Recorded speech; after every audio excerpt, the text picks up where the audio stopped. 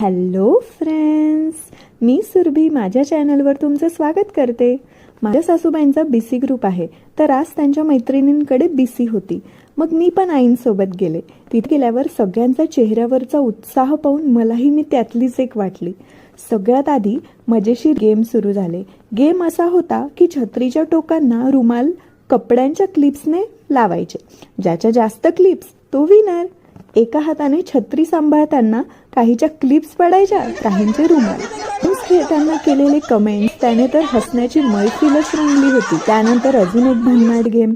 बांगडीच्या मदतीने मिरच्या उचलून त्या वाटीत जमा करायच्या. ज्याने जास्त जमा केल्या तो विनर. या गेम मध्ये तर मस्करी, धमाल, हसण्याचे फवारेच उडत होते. मग नंतर सगळ्यांनी मिळून मस्त नाश्ता केला. गरमागरम मऊसूत आणि स्वादिष्ट इडली होती. सगळ्यांच्या गप्पा मस्त रंगल्या. मैत्रिणींमध्ये वेळ घालवला की सगळा असलेला थकवाच पळून जातो. हे माझ्या सासूबाईंकडे पाहून दिसतच होते. कारण घरून निघालो तेव्हा त्या थकलेल्या होत्या, पण तिथे जाऊन एकदम तरतरीत झाल्या. आणि त्या सर्वांनी लहान होऊन बालपणीच्या कविता म्हटल्या. आणि त्यात एक आजींनी सुंदर भजन म्हटलं. खरंच या वयातही त्यांच्या आवाजातला गोडवा, उत्साह दाद देण्यासारखा होता. शेवटी सगळ्यांना बाय बाय करत मनमुराद आनंद लुटून घरी निघालो.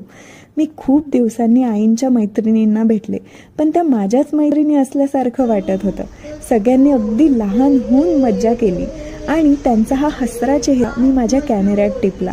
असा हा आजचा बीसीचा दिवस खूप आनंदात गेला.